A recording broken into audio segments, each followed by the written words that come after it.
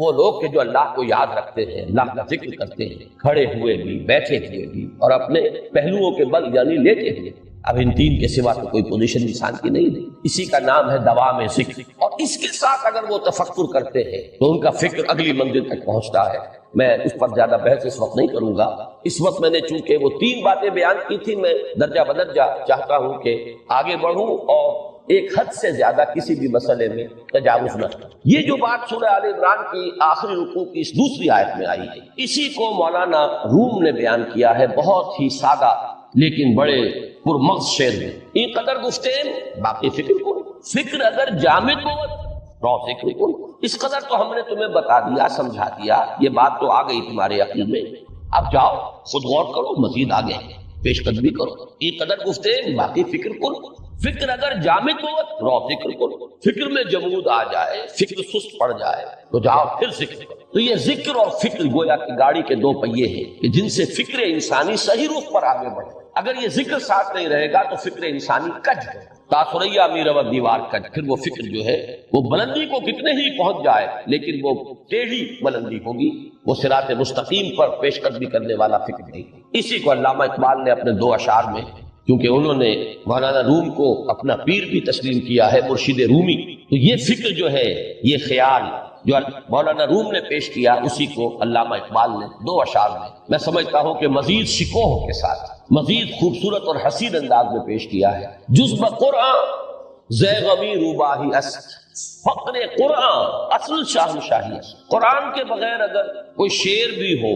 تو وہ بھی اصل میں لومڑی ہے، اس کی کوئی حقیقت نہیں، اس لیے کہ اصل شاہنشاہی جو ہے وہ تو فقر قرآن ہے۔ اب فقر قرآن کیا ہے؟ فقر قرآن اگر آپ لکھا ہوا دیکھیں گے اس کو تو اس کے آگے یہاں اب سوالیہ نشان آ جائے گا۔ فقر قرآن یعنی سوچو فقر قرآن کیا ہے، اور جواب ہے اختلاط ذکر و فکر۔ فقر قرآن امتزاج سے وجود میں آتا ہے، اس میں ذکر بھی ہو فکر بھی، اور فکر را کامل نہ دینم جز میں ذکر، میں نے فکر کو کبھی بھی اپنی منزل مقصود تک پہنچتا ہوا نہیں پایا جب تک کہ اس کے ساتھ ذکر۔ تو پہلی شے تھی فکر انسانی کی صحیح رخ پر مزید پیش قدمی اور پیش رفت، اور اس کے لیے لازم ہے ذکر و فکر کا امتزاج۔ دوسری چیز کو لیجئے عمل کی درستی۔ اس عمل کی درستی کے لیے اللہ تعالیٰ کے ساتھ ایک گہرے تعلق کی، اس لیے کہ صبر کی بحث میں یہ مضامین شاید آپ کے سامنے آ گئے ہو کہ صبر جہاں مصیبت پر صبر ہوتا ہے، تکلیف پر صبر ہوتا ہے، اللہ کے احکام پر جمنا یہ بھی صبر ہے، نفس کی خواہشات کی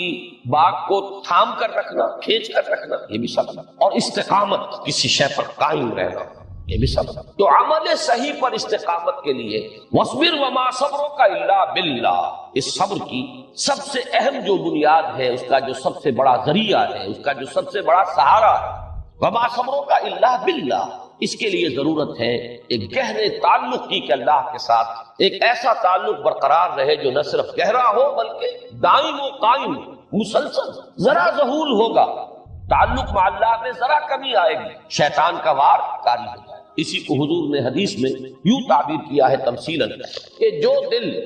اللہ کی یاد سے غافل ہے اس پر، فارسی کا وہ مقولہ بھی ہے کہ خانہ خالی را دیو بھی گیرت، گھر خالی رہے تو جنات اس پر دیو جو ہے آ کر قبضہ جما لیتے ہیں۔ تو خانہ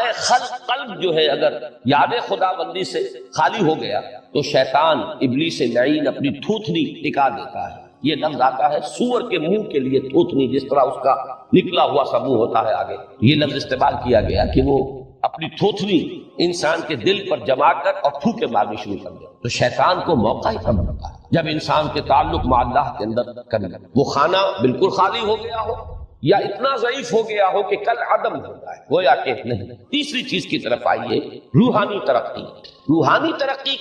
کے لیے میں ایک اصطلاح کے سامنے لا رہا ہوں، اس سے مراد کیا ہے؟ روحانی ترقی کے لیے ہماری دینی اصطلاح ہے تقرب الی اللہ، اللہ سے قریب تر ہوتے چلے جانا۔ اس پر میرا ایک کتاب چھپی ہے، تقرب الی اللہ کے دو مدارج، دو درجے، جو در حقیقت ایک حدیث نبوی علیہ الصلوۃ والسلام ہی پر مبنی ہے کہ حضور نے ایک درجہ قرار دیا ہے تقرب بالفرائض، فرائض کے ذریعے سے انسان اللہ کا قرب حاصل۔ ایک ہے تقرب بالنوافل، نوافل کے ذریعے سے اللہ کا قرب حاصل۔ ان میں کیا نسبت و تناسب ہے، اہمیت کے اعتبار سے کون بڑھ کر ہے، بلندی کے اعتبار سے کون بڑھ کر ہے، یہ تمام مسائل میں نے اپنی اس تقریر میں بیان کیے تھے جو اس کتاب سے شائع ہوئی۔ اس وقت میں اس کی تفصیل میں نہیں جا رہا، صرف یہ تذکرہ اس لیے کر رہا ہوں کہ جن کو بھی خواہش ہو جائے وہ اس کا مطالعہ کرے۔ ہماری اس وقت کی گفتگو سے وہ کتابچہ اس جگہ پر منسلک ہوگا۔ تو تقرب الی اللہ، یہ تقرب کوئی فزیکل فینومینن نہیں ہے، جسمانی یا مادی مسئلہ نہیں ہے۔ اللہ سے قرب یہ نہیں ہے کہ کوئی کروڑوں میل کا فاصلہ ہے، اب ہمیں کوئی رسی پر چڑھنا ہے اوپر بڑی محنت اور مشقت سے، فصل تو ہے ہی نہیں، فاصلہ ہے ہی نہیں، بعد ہے ہی نہیں۔ نحن اقرب الیہ من حبل الورید، ہم تو انسان سے اس کی شہ رگ سے بھی زیادہ قریب۔ ہوا معکم اینما کنتم، وہ تو تمہارے ساتھ ہی ہوتا ہے جہاں کہیں بھی تم ہو، بس صرف یہ کہ تمہاری توجہ نہیں ہوتی، تم اور چیزوں میں مشغول و مصروف رہتے ہو، تم ہماری طرف دھیان ہی نہیں دیتے، تم ہماری طرف متوجہ ہی نہیں ہوتے۔ ہم تو مائل بے کرم ہے، کوئی سائل ہی نہیں، راہ دکھلائیں کسے رہنمے منزل ہی نہیں۔ انسان جب متوجہ ہو جاتا ہے اور بڑھتا ہے، آگے پیش قدمی کرتا ہے روحانی اعتبار سے، تو یہ ہے در حقیقت تقرب الی اللہ، اور یہی اسی کو ہم کہیں گے روحانی طرف۔ اب ان تین چیزوں کو اگر آپ نے ذہن میں جما لیا، پھر میری بات کی ترتیب اس کو ذہن میں قائم کیجئے۔ ہم چلے کہاں سے کہ دین کے ساتھ اصل مناسبت فلسفے کی نہیں، حکمت۔ نمبر 2، حکمت قرآنی کا پہلا اور اہم ترین اور بنیادی مسئلہ معرفت رب کا حصول، اس کا نتیجہ شکر خدا، اس کا ذریعہ آیات آفاقی، آیات انفسی، اور سب سے بڑھ کر آیات قرآنیہ، جو الذکر، جو تذکرہ ہے، جو ذکر ہے۔ لیکن اس پہلے مرحلے کو اگر کوئی انسان بفضل ہی تعالی، اللہ کے فضل و کرم سے طے کر لے، اب اس کے سامنے تین ہے۔ فکر کی مزید پیش رفت، مزید پیش قدمی صحیح رخ پر، اس کے لیے ذکر اور فکر دونوں کا امتزاج ہے۔ فقر قرآن اختلاط ذکر و فکر، الذین یذکرون اللہ قیاما وقعودا وعلی جنوبہم ویتفکرون فی خلق السماوات۔ دوسری شے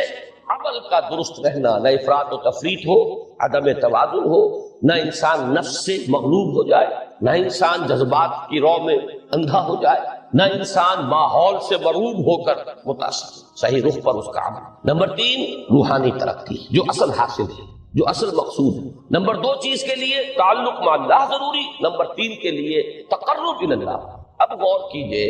ان تینوں چیزوں کا بڑا گہرا تعلق ہے نماز، ان تینوں کے لیے ستون کی حیثیت نماز۔ لہذا ایمان کے بعد یا معرفت رب کے بعد حکمت دین کا اہم ترین مسئلہ نماز، صلاۃ، اس لیے کہ ایک طرف یہ انسان کو اللہ کے ساتھ ایک گہرے تعلق کا ذریعہ فراہم، اپنی تمام مصروفیات میں سے، ان مشغولیتوں میں جن میں گم ہونے کا خدشہ ہوتا ہے، نکلو۔ 24 گھنٹے کے معمولات میں سے کم 5 مرتبہ تو لازماً نکلو، اور اپنے آپ کو ذرا، اپنے حواس کو بھی، اپنی باطنی کیفیات کو بھی ذرا تازہ کرو۔ اگر کوئی گندگی، نجاست، کسی طرح کی ناپاکی کا کوئی معاملہ ہے، طہارت سے تمہارے اندر روح کو بھی بالیدگی ہوگی، تمہارے حواس بھی تازہ ہوں گے، تم گویا کہ بحیثیت کل تمہاری ہستی چاق و چوبند ہوگی۔ وہ کسل، وہ سستیاں، وہ جو ایک کثافتیں ہوتی ہیں، ان سب سے نجات حاصل، اور آپ اپنے رب کے حضور میں کھڑے ہو جاؤ، اس کے ساتھ اپنا عہد بھی تازہ کرو، اس کی اہم صفات کو بھی اپنے ذہن میں پھر مستحضر کرو۔ یہی وجہ ہے، دیکھیے میں نے جو آیات آپ کو شروع میں سنائی تھی، سورہ لقمان کی 2 آیتیں، پہلی آیت میں اس کا ترجمہ کر چکا، دوسری آیت وَلَقَدْ وَإِذْ قَالَ لُقْمَانُ لِابْنِهِ وَهُوَ يَعِظُهُ يَا بُنَيَّ لَا تُشْرِكْ بِاللَّهِ إِنَّ الشِّرْكَ لَظُلْمٌ عَظِيمٌ۔ اس کے بعد درمیان میں کچھ مضمون آ کر پھر وہ آیت مبارکہ آئی، یا بنی اقم الصلاۃ وامر بالمعروف وانہ عن المنکر واصبر علی ما اصابک۔ گویا کہ اہم ترین چیز، بنیادی ترین چیز، اللہ کو محض پہچان لینا کافی نہیں ہے، یاد رکھنا ضروری ہے۔ اللہ یاد رہے گا تو فکر صحیح آگے بڑھے، اللہ یاد رہے گا اور اس کے ساتھ ایک گہرا تعلق جو ہے برقرار رہے گا تو عمل درست۔ بالکل یہی بات سورہ طٰہٰ میں جو پہلی وحی حضرت موسیٰ علیہ السلام پر ہوئی، اور پہلا مخاطبہ ہے کیونکہ حضرت موسیٰ کو یہ انبیاء کرام کے مقدس گروہ میں ایک امتیازی حیثیت حاصل ہے کہ ان سے براہ راست گفتگو ہوئی ہے، اگرچہ صرف ایک پردہ تھا، وہ من برائے حجاب گفتگو ہوئی ہے، لیکن یہ کہ کوئی فرشتے کا درمیانی جو ہے وہ لنک نہیں تھا، براہ راست اللہ تعالیٰ نے حضرت موسیٰ علیہ السلام سے کلام فرمایا۔ کلم اللہ موسیٰ تکلیما، موسیٰ سے تو اللہ نے کلام فرمایا جیسے کہ کلام کیا جاتا۔ تو پہلا مخاطبہ ہے، یہ پہلا مکالمہ ہے، پہلی وحی کہی، اسی میں یہ الفاظ بھی موجود ہیں، اننی انا اللہ لا الہ الا انا فاعبدنی وَأَقِمِ الصَّلَاةَ لِذِكْرِي۔ یہ گویا کہ حکمت قرآنی کا ایک بہت بڑا خزانہ ہے یہ آیت کہ خود حضرت موسیٰ علیہ السلام کو جو ہدایت دی جا رہی ہے، میں ہوں، میں اللہ اننی انا اللہ لا الہ الا انا، میرے سوا کوئی معبود، فاعبدنی، بس میری بندگی، میری عبادت، میری پرستش، میری محبت، اس کو اختیار ہے۔ وَأَقِمِ الصَّلَاةَ لِذِكْرِی، اور نماز کو قائم رکھو میری یاد۔ بلکہ اسی سلسلہ کلام میں آگے چل کر سورہ طٰہٰ میں آتا ہے، کافی گفت و شنید کے بعد جب حضرت موسیٰ نے کچھ معذرت بھی کی، کچھ دعائیں بھی کی، اللہ نے ایک دعا قبول بھی کی کہ ان کے بھائی کو بھی شریک کر دیا، حضرت ہارون کو بھی۔ اس کے بعد پھر جب فرمایا کہ اب جاؤ فرعون کی طرف، تو اس میں فرمایا وَلَا تَنِيَا فِي ذِكْرِي، اور دیکھنا یہ جو عظیم مشن تمہارے کندھے پر آ گیا ہے، بڑا بھاری اور کٹھن ایک فرض ہے جو تم پر عائد ہو گیا ہے، اس کے لیے سب سے بڑی تمہارے پاس جو قوت کا ذریعہ ہے وہ نماز ہے۔ عقیم فَلَا تَنِيَا عَنْ ذِكْرِي، میری یاد میں کبھی غفلت نہ کرنا، اس میں کبھی کوئی کمی نہ آنے دینا۔ جیسا کہ میں نے عرض کیا تھا کہ جیسے ہی وہ تعلق جو ہے کمزور پڑتا ہے یا منقطع ہو جائے معاذ اللہ، تو پھر انسان گویا کہ شیطان کے لیے ایک لقمہ تر بنتا ہے۔ اب آپ غور کیجئے، تیسری شے تقرب الاللہ، اس کے حوالے سے بھی جو فرائض اور نوافل کی بات ہے اس کو اس وقت ذہن سے نکال کر یہ سمجھیے کہ اس میں نماز کا کیا مقام ہے، اس لیے کہ نماز فرض بھی ہے، نماز نفل بھی ہے، وہ تو ان دونوں میں شریک ہو جائے۔ اب اس کو لفظ صلاۃ کے حوالے سے آپ ان دونوں چیزوں کو سمجھیں۔ صاد لام واو یا یہ چونکہ حروف علت ایک دوسرے سے بدلتے رہتے ہیں، یہ جو مادہ ہے اس کی جو خالص لغوی اصل ہے، جو خالص عربی زبان میں اس کا بنیادی مفہوم ہے، وہ آگ جلانا یا آگ تاپنا یا آگ سینکنا، حرارت حاصل۔ لہذا بار بار آتا ہے جہنم کے ذکر میں، اسلوہا، اب جلو اس میں، تاپو اس کو، یہ سینکے گی تمہیں۔ بلکہ تفقلون کا لفظ آیا ہے حضرت موسیٰ کے کلام میں، جب وہ گئے تھے کوہ طور پر، جب پہنچ گئے تو تھے آگ کی تلاش میں، لعلکم تسقلون، تو اپنے اہل خانہ سے یہی کہا تھا کہ مجھے کہیں وہ روشنی نظر آ رہی ہے، غالباً کوئی وہاں سے آگ مل سکے گی، ورنہ یہ کہ کوئی رہنمائی کو رستہ مجھے مل سکے گا، میں وہ آگ لے آؤں گا، کوئی چنگاری وہاں سے لے آؤں، لعلکم تسقلون، تاکہ تم، اب یہ اصطلاح در حقیقت باب افتعال ہے، اور یہ تے یہاں پر توئے کی شکل اختیار کر گئی، تا نے توبن کی صورت اختیار کی سواد کی وجہ سے۔ بہرحال اس کا سب سے بنیادی مفہوم جو ہے وہ ہے تاپنا، سکائی حاصل کرنا، حرارت۔ اس کے حوالے سے سمجھ لیجئے یہ سب سے بنیادی تعلق اس کا جو ہے وہ روح کے ساتھ۔ روح میں محبت خداوندی کی آگ اگر ٹھنڈی پڑ گئی، اگر محبت خداوندی کی حرارت میں کمی ہو گئی، تو اس کو اثر نو، جس کو کہ میں آج سوچ رہا تھا تو ایک لفظ ذہن میں آیا کہ جیسے بیٹری اس کو ریچارج کیا جاتا ہے، اسی طریقے سے روح کے اندر محبت خداوندی کی اس حرارت کو اثر نو تازہ کرنا، یہ ہے حقیقت نماز کا اصل۔ اس لیے کہ اس لفظ کا بنیادی مفہوم، اصل لغوی مفہوم تو یہ، اگرچہ اس کا سب سے زیادہ کثرت سے جو استعمال ہوتا ہے، اور لفظ صلاۃ جس سے در حقیقت جس تصور پر مبنی وہ ہے اقدام، کسی کی طرف متوجہ ہونا اور پھر دعا۔ صلاۃ کا سب سے قریبی مفہوم لفظی جب بیان کیا جائے گا، اس سے مراد، اس کے معنی، تو دعا اس میں اہم ترین ہے، کسی کی طرف توجہ کرنا، مناجات کرنا، گفتگو کرنا، مخاطبہ، مکالمہ، دعا، یہ در حقیقت صلاۃ کا سب سے بڑا اصطلاحی مفہوم ہے۔ لیکن جو اس کا مادہ ہے، صاد لام واو یا صاد لام یا، اس کا اصل مفہوم جو ہے وہ تاپنا، حرارت حاصل کرنا۔ تو ان دونوں کے حوالے سے عرض کر رہا ہوں، وہ تاپنا اور حرارت حاصل کرنا وہ ہے روح کے اعتبار سے۔ وہ جو کہا اقبال نے کہ مجھے عشق کی آگ اندھیر ہے، مسلمان نہیں راہ کا ڈھیر۔ یہ عشق کی آگ جب بجھ جاتی ہے، در حقیقت یہی تو انسان کی روحانی موت ہے۔ یہ اب یہ نہ رہے تو چاہے منطق میں بہت انسان ماہر ہو، مجھے اقبال کا ایک شعر یاد آیا تقابل کرتے ہوئے، ایک انسان محکوم اور ایک انسان حر، آزاد انسان، ان کی نفسیات میں جو بنیادی فرق علامہ اقبال نے مختلف مواقع پر بیان کیے ہیں۔ محکوم ہے بیگانہ اخلاص و مروت، ہر چند کے منطق کی دلیلوں میں ہے چالاک، تو منطق کی دلیلوں میں انسان چالاک ہو جائے اور وہ لغت ہائے حجازی کا وہ ایک خزانہ بن جائے، اسے تمام الفاظ کے معنی یاد ہو، وہ بڑے مسائل فقہ کے اسے ازبر ہو، جزیات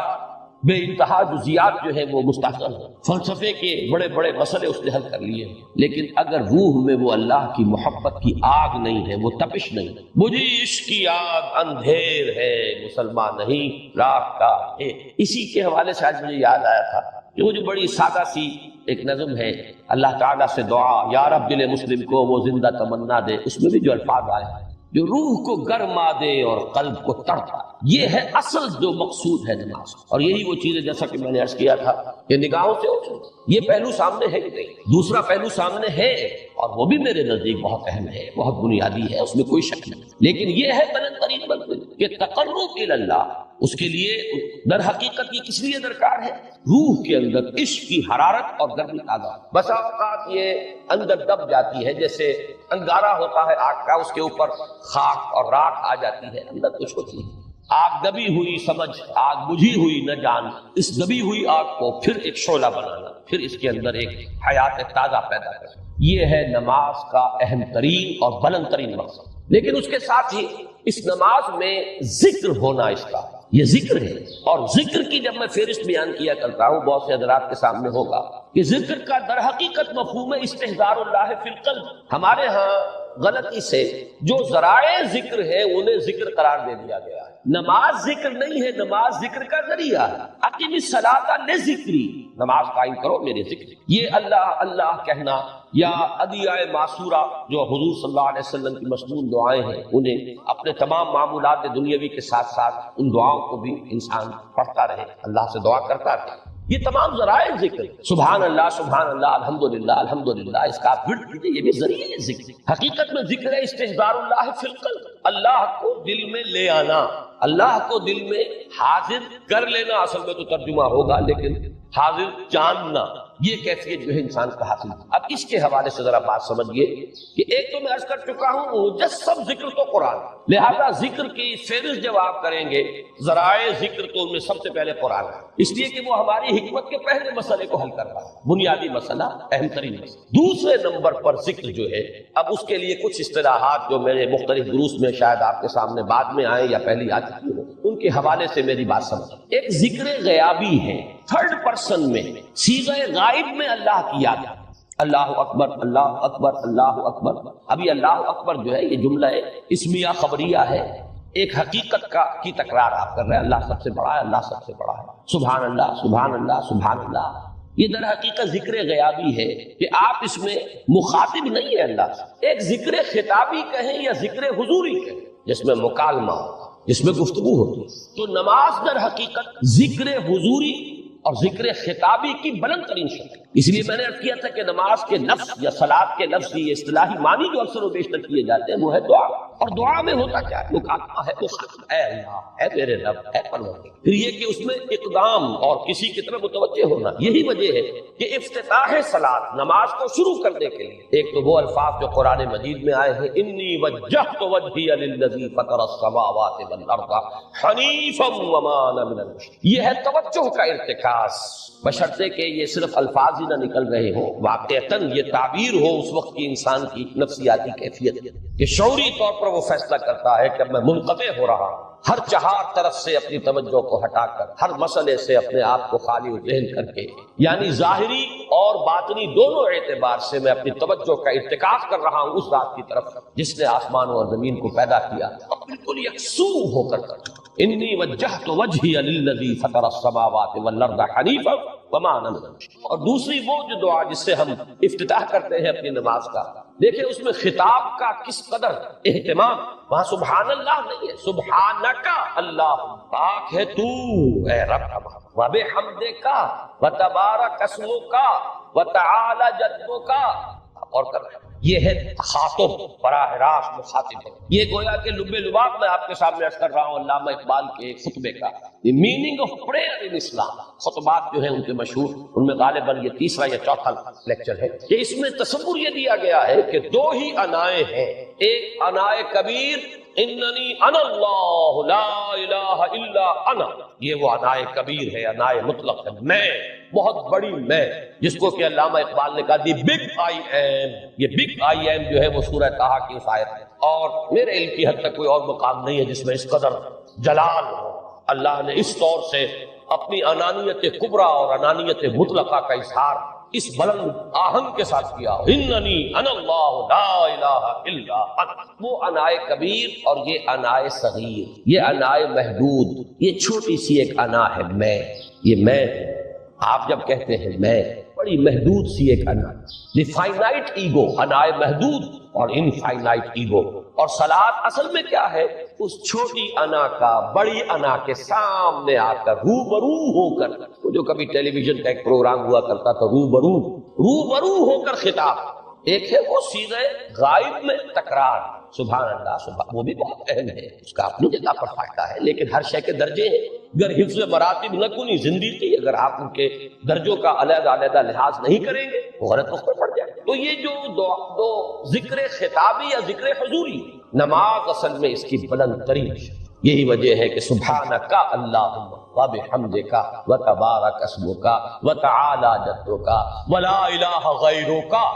اس کا کی جس قدر تکرار یہاں پر ہے آپ نے غور کیا، اس میں خطاب ہے۔ یا پھر یہ کہ یہ کا کی اس طرح کی تکرار آپ کو دعائے قنوت میں ملے گی، اللہم انا نستعینک ونستغفرک ونؤمن بک ونتوکل علیک ونثنی علیک الخیر ونشکرک ولا نکفرک۔ اب یہ جو ہے یہ در حقیقت خطاب کا اندازہ ہے کہ براہ راست۔ تو سب سے پہلی بات تو یہ ہوئی کہ ذکر کی ایک شکل ہے ذکر غیابی، دوسری ذکر حضوری، اور ذکر حضوری یا ذکر خطابی کی بلند ترین منزل، بلند ترین اس کا ذریعہ نماز۔ اس کو ایک پہلو سے اور سمجھ لیجئے، سورہ فاتحہ جب پھر ہم پڑھتے ہیں جسے الصلاۃ کہا گیا ہے، جو لب لباب ہے خلاصہ، اس میں پھر تدریجاً غیاب سے حضور کی طرف پیش کر دی ہے۔ الحمدللہ رب العالمین الرحمن الرحیم مالک یوم الدین، یہ ذکر غیابی ہے، اس میں ابھی خطاب نہیں آیا۔ یہ وہی جملہ اسمیہ ہے، کل تعریف اس اللہ کے لیے ہے جو تمام جہانوں کا پروردگار ہے، مالک ہے، جو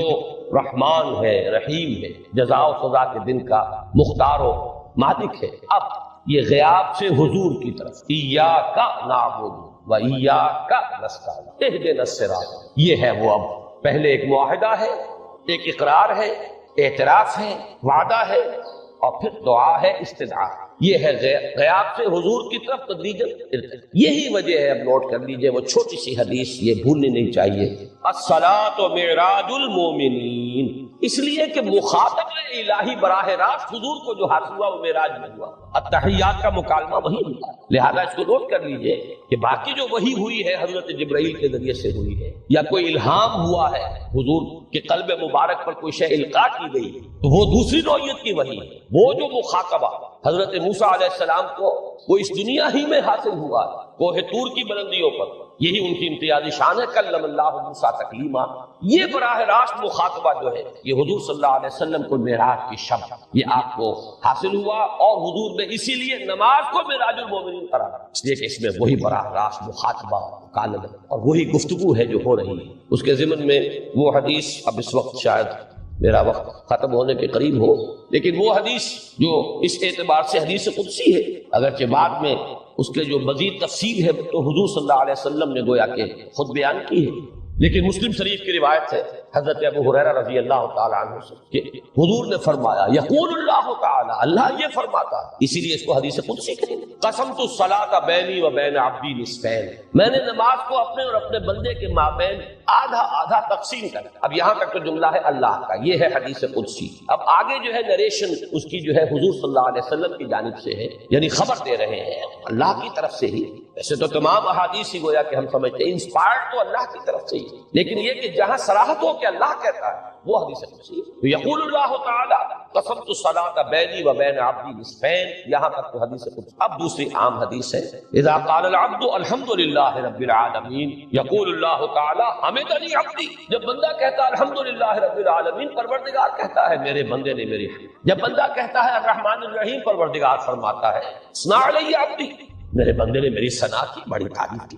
جب بندہ کہتا ہے مالک یوم الدین، اللہ فرماتا ہے مجدنی عبدی، میرے بندے نے میری بڑی بزرگی بیان کی، تمجید کی۔ پھر جب بندہ کہتا ہے ایاک نعبد و ایاک نستعین، اللہ فرماتا ہے ھذا ما بینی و بین عبدی ولعبدی ما سأل، یہ ہے میرے اور میرے بندے کے درمیان۔ تو معاہدہ ہے نا، معاہدے میں تو دو فریق جکڑے جاتے تھے، بند جاتے، یہ میرے اور میرے بندے کے درمیان، اور میرے بندے نے جو طلب کیا میں نے دیا، اس لیے کہ اس میں طلب بھی تو ہے، ایاک نستعین، تیری مدد چاہتے ہیں، یہ طلب ہے، اسی کی شرح ہے جو اب آخری تین آیتیں ہیں، پروردگار ہم تیری مدد چاہتے ہیں، پروردگار تیری ہی بندگی کرتے ہیں اور کریں گے، اور تیری ہی مدد چاہتے ہیں چاہیں گے۔ اگر حال میں اس کا ترجمہ کریں گے زمانہ حال کے اعتبار سے، اس لیے کہ فعل مضارع میں تو دونوں موجود ہیں، شامل ہیں، تو یہ ایک اعتراف ہے، اظہار حال ہے۔ اللہ کرے کہ وہ واقعتاً صحیح اظہار حال ہو، ہم واقعی اللہ کی بندگی کرتے ہوئے یہ کہیں کہ ایاک نعبد، ورنہ اگر ہماری اصل صورتحال سے وہ مطابقت نہ رکھتا ہو تو پھر تو ایک طرح کا جھوٹ ہو جائے، غلط بیانی ہو جائے۔ ایاک نعبد، تیری ہی بندگی کرتے ہیں، اور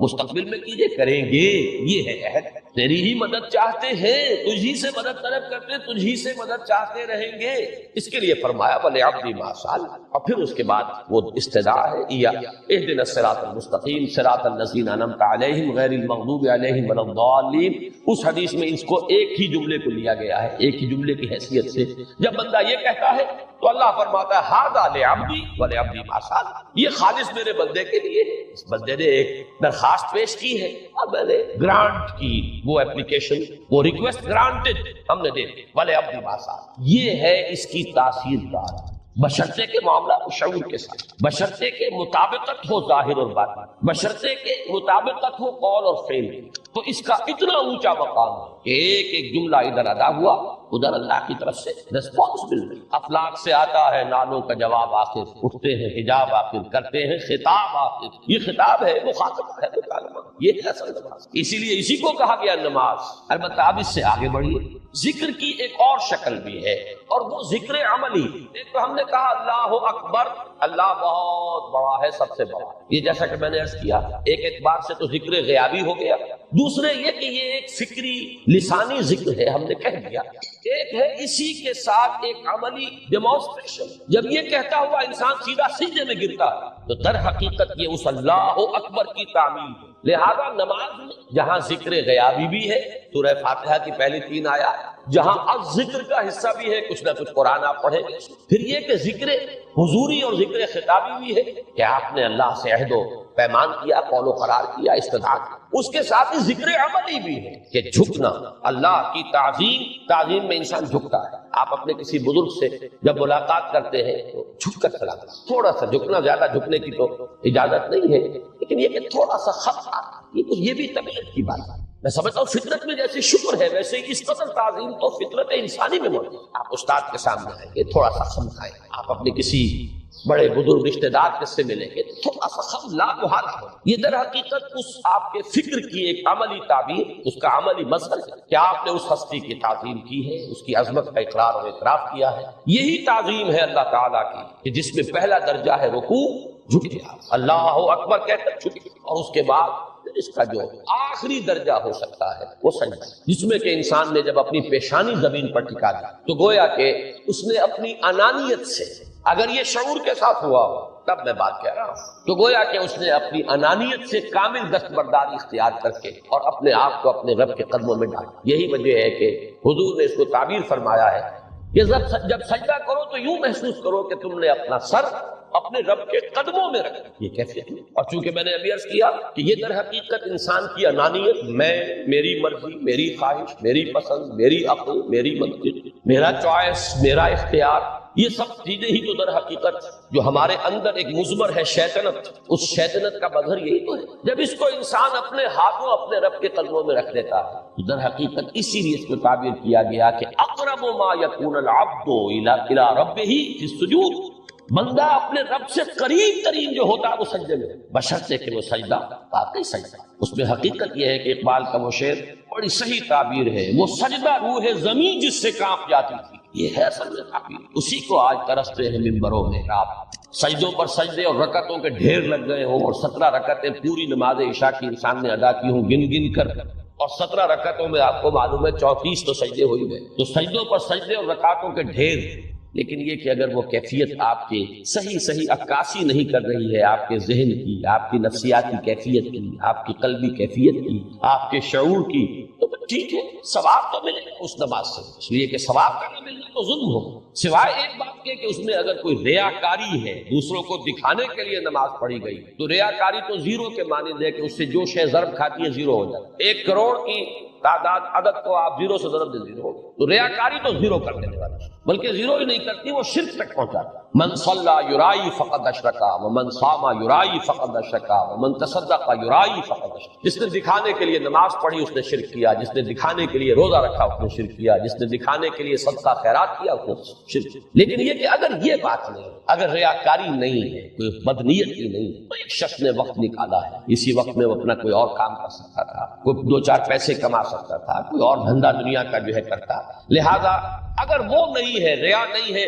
تب اس کا اجر تو لازم، اس نے کچھ نہ کچھ ڈیووٹ کیا ہے، اس نے کچھ سیکریفائس کیا، اس نے کچھ قربانی، لیکن یہ کہ پھر وہ نماز یہ نہیں ہے، وہ سجدہ روح زمین جس سے کانپ جاتی تھی اسی کو آج ترستے ہیں منبر و محراب۔ وہ سجدہ واقعتاً انسان اشرف المخلوقات وہ جب اپنے اس گہرے شعور اور احساس کے ساتھ سر سجود ہوتا تو یہ ہے اقرب ما یکون العبد الی اللہ فی السجود، قریب ترین جو بندہ ہوتا ہے اللہ سے وہ سجدے کی حالت۔ یہ میں نے 3 چیزوں کے حوالے سے آپ کے سامنے باتیں رکھی ہیں کہ پہلی منزل معرفت رب کا حصول، اللہ پر ایمان اور شکر خداوندی، اس کی لذت کا حاصل۔